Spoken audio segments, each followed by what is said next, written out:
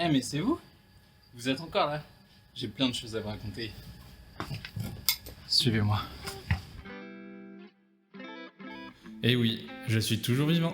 Il n'y a pas eu de vidéo depuis un moment. C'est normal parce que j'étais en vacances, mais aussi et surtout parce que j'ai déménagé. Avant j'habitais en plein centre de Paris, et maintenant il faut dézoomer un petit peu pour trouver où j'habite. Maintenant je suis au milieu de la nature, entouré de forêts et de petits oiseaux. J'ai même une terrasse. Non, je rigole, là, je vous ai juste montré mes vidéos de vacances. Maintenant, j'ai un bureau, j'ai une pièce dédiée pour le projet. Je vais plus être en PLS dans un coin du salon à squatter la table à manger pour pouvoir travailler sur mon robot. Comme c'est la mode de faire des vidéos setup, je vous montre mon ancien setup tout pourri.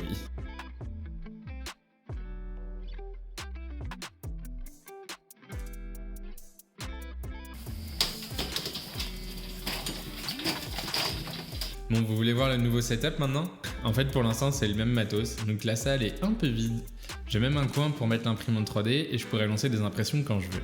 Je suis sûr que parmi vous, il y a des makers, donc si vous avez des conseils de matériel qu'il faut absolument que j'ai maintenant que j'ai de la place, dites-le moi en commentaire. Revenons à nos robots. Dans la dernière vidéo, je vous avais montré le concept de design de la jambe du robot. J'ai continué à travailler dessus, à essayer de le raffiner. J'ai essayé de faire des pièces un peu plus stylées comme vous pouvez voir ici. Je suis pas encore vraiment satisfait du résultat. Comme il y a beaucoup de points de pivot, il faut que les montages avec les roulements à billes soient bien rigides et soient bien faits, sinon la jambe risque d'être très flexible. Comme d'habitude, avant de me lancer dans des grosses pièces, j'ai fait un petit montage de test. J'avais ces petits roulements à billes que j'avais achetés en paquet au début du projet qui font 1 cm de diamètre. J'ai fait un petit montage imprimé en 3D et cette fois l'idée ça va être de passer une vis au milieu de l'arbre pour renforcer la structure. Et du coup ça donne ça et je suis plutôt content du résultat. Et en vrai j'arrête pas de jouer avec depuis, je me suis vraiment fait un petit fidget spinner. Maintenant que cette solution a l'air bien, je vais pouvoir dessiner les jambes en utilisant ça. Il me reste encore beaucoup de travail à faire sur la CAO. Et après, il va me falloir beaucoup de temps d'impression. En attendant de finir ça, je vous ferai probablement d'autres petites vidéos sur des sujets d'actualité en robotique. Dites-moi si vous avez des sujets dont vous voulez que je parle.